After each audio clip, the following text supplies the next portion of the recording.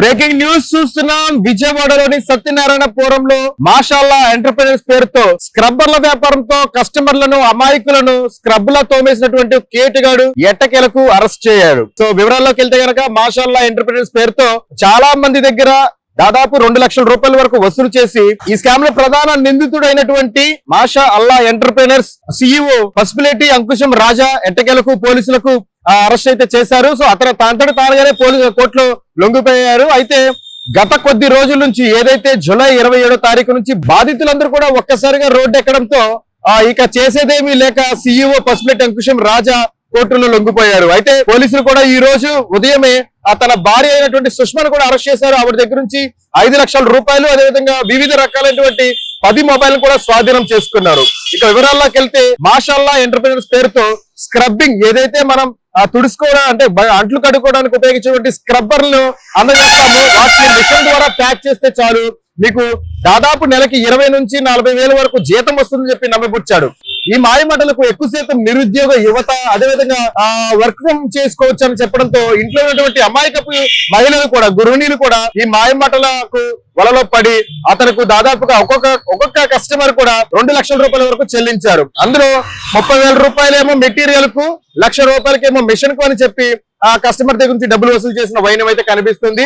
అయితే ఇలా వసూలు చేసినటువంటి డబ్బులను ఒక్కసారిగా కస్టమర్లకు చెప్ప పెట్టకుండా ఓడాయించడం జరిగింది. ఆఫీస్ మూసేసాడు, ఎవరికి సమాధానం లేదు. ఏదైతే నెంబర్ తో అప్రోచ్ చేయడో ఆ నెంబర్ పనిచేయట్లేదు. ఇక చేసేదేమి లేక బాధితులందరూ ఒక్కసారిగా దగ్గరలో ఉన్నటువంటి పోలీస్ స్టేషన్ కి వెళ్లి కంప్లైంట్ అయితే ఇవ్వడం జరిగింది. ఒక్కసారిగా బాధితులు ఒకరి తర్వాత ఒకరుగా అంటే మొదట్లో బాధితులు 10-20 మంది అనుకున్నారు. కానీ తర్వాత తెలిసింది ఏంటంటే 18,000 మంది బాధితులు ఉండడంతో ఒక్కసారిగా తెలుగు రాష్ట్రంలో మొత్తం అందరూ కూడా అప్రమత్తమయ్యారు. ఒక్కసారిగా తెలుగు రాష్ట్రంలోనే ఇది పెద్ద స్కామ్ అవడంతో హోమ్ మినిస్టర్ కూడా సంప్రదించారు. అయితే ఇక్కడ ఉన్నటువంటి బాధితులందరూ కూడా ముందు పోలీస్ స్టేషన్ కి వెళ్లారు. పోలీస్ స్టేషన్ లో కూడా కేసు అయితే నమోదు చేసుకున్నారు. కానీ ఎలాంటి ఎంక్వైరీ చేయట్లేదని చెప్పేసి బాధితులందరూ కూడా చాలా ఆవేశానికి లోనయ్యారు. ఇంకొక విషయం ఏంటంటే ఏదైతే మోసం చేశారో అని చెప్పి ఆరోపిస్తున్నారో ఆ పసుపులేటి అంకుశం రాజా ఫోన్ రింగ్ అవుతుంది కానీ లిఫ్ట్ చేయటం లేదు, కానీ అతన్ని ట్రాక్ చేయట్లేదు, తను పట్టించుకోవట్లేదు చెప్పేసి బాధితులు అయితే ఆవేదన వ్యక్తం చేశారు. అయితే ఇంకొక విషయం ఏంటంటే అంకుశం రాజా ఎవరైతే ఉన్నారో అతని భార్యతో కలిసి తను రీల్స్ పెట్టడం, బీచ్ పక్కన రిసార్ట్స్ లో ఎంజాయ్ చేస్తున్నటువంటి రీల్స్ కూడా పోస్ట్ చేస్తుండడంతో అతన్ని ఫాలో అవుతున్నటువంటి బాధితులందరూ కూడా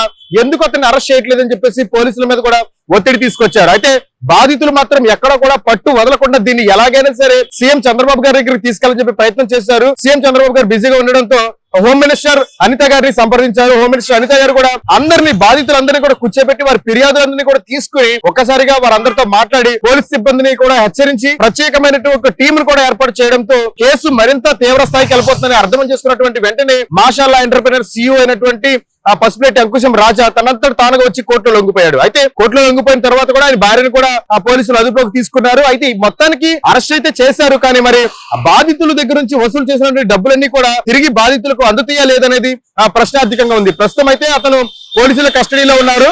పోలీసుల కస్టడీలో ఆగస్టు 27వ తారీఖు వరకు రిమాండ్ అయితే కోర్టు విధించింది. అంటే ఈ లోపు పోలీసులు పూర్తి ఆధారాలను సేకరించే ప్రయత్నం చేస్తున్నారు.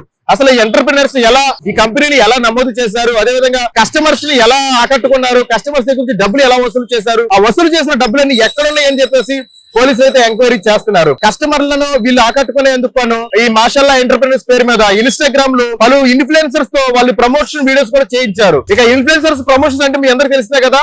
ప్రస్తుతం సోషల్ మీడియాలో వస్తున్నటువంటి కథనాలను చూసి ఇదంతా నిజమేనేమో, నెలకి మాకు 20,000 40,000 జీతాలు వచ్చేస్తాయని చెప్పి నమ్మినటువంటి నిరుద్యోగ యువత 2 లక్షలు కడితే మాకు ఇది పర్మనెంట్ ఉద్యోగం అయిపోతుందని చెప్పి నమ్మబలకడంతో నమ్మి ఇంట్లో ఉన్నటువంటి ఏదైతే వస్తువులు కానీ లేదంటే కనుక వారు దాచుకున్న డబ్బులే కానీ అన్ని తీసుకొచ్చేసి ఆ కేటుగాడికి అప్పచెప్పడం జరిగింది. కేటుగాడికి అప్పచెప్పిన తర్వాత మొదటి 2 నెలలు ఎటువంటి డౌట్ రాకుండా అందరికీ కూడా సక్రమంగా మొదటి 2 నెలలు జీతాలు వేయడం జరిగింది. కానీ ఎట్టకేలకు చివరాఖరికి బోర్డు తిప్పేయాల్సిన టైం వచ్చేసింది. కస్టమర్లు మరింత ఎక్కువగా పెరిగారు. 18,000 మంది వచ్చేసరికి సరిపోతే డబ్బులు అనుకున్నాడేమో తెలియదు. దాదాపు 30 కోట్ల వరకు వసూలు చేశారని పోలీసులు అదేవిధంగా బాధితులు ఆరోపిస్తున్నారు. దీంట్లో ఇంకా నిజానిజాలు తెలియాల్సి ఉంది.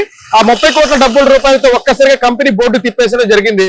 ఫోన్ అందుబాటులో లేకుండా చేశాడు. అయితే ఇక దీంతో చేసేదేమీ లేక బాధితులు అందరూ కూడా ఒక్కసారిగా కంగు తిని అందరూ ఎక్కడెక్కడో నుంచో చిత్తూరు నుంచి, నెల్లూరు నుంచి, తెలంగాణ నుంచి కూడా డిపాజిట్లు కట్టినటువంటి బాధితులు అయితే ఎక్కువ మంది ఉండడంతో వారందరూ కూడా ఒక్కసారిగా విజయవాడకు రావడం, విజయవాడలోని పోలీస్ స్టేషన్ కి వెళ్లి అక్కడ కంప్లైంట్ ఇవ్వడంతో సిఐ ఎంతవరకు సిఐ పరిధి ఎంతవరకు ఉంటుంది ఒక కంప్లైంట్ తీసుకుని దాని మీద విచారణ ఎంక్వైరీ అయితే చేస్తున్నారు. కానీ బాధితులు ఎక్కడ మళ్ళీ తను పరారైపోతాడు, తను మాకు అందకుండా పోతాడు అని చెప్పేసి బాధితులందరూ కూడా ఒక్కసారిగా వారికి ఉన్నటువంటి పరిధిలో వారికి ఉన్న నెట్వర్క్ ను వాడుకుని మన మీడియాను కూడా ఉపయోగించుకుని ప్రతి మీడియాకు కూడా ఇన్ఫర్మేషన్ ఇవ్వడం జరిగింది. మీడియా వాళ్ళందరూ కూడా పూర్తి సహకారంతో విషయాన్ని ఎలాగైనా సరే హోమ్ మినిస్టర్ వరకు చేరవేసేలాగా మీడియా మిత్రులు సహకారంతో హోమ్ మినిస్టర్ గారిని కలిసి ఆవిడ బాధను ఎక్స్ప్లెయిన్ చేయడంతో ఆవిడ మొత్తం బాధను కూడా చాలా చక్కగా విని ఎవరెవరు మోసపోయారో వాళ్ళందరూ ఎంతెంత కట్టారు, మీరైనా ఎట్లా నమ్మారని చెప్పేసి వారిని కూడా మందలించి తిరిగి ప్రత్యేకంగా వారి కోసం ఒక కమిటీని, వారి కోసం ప్రత్యేకంగా ఒక పోలీస్ బృందాన్ని ఏర్పాటు చేసి ఆ నిందితుడిని పట్టుకుని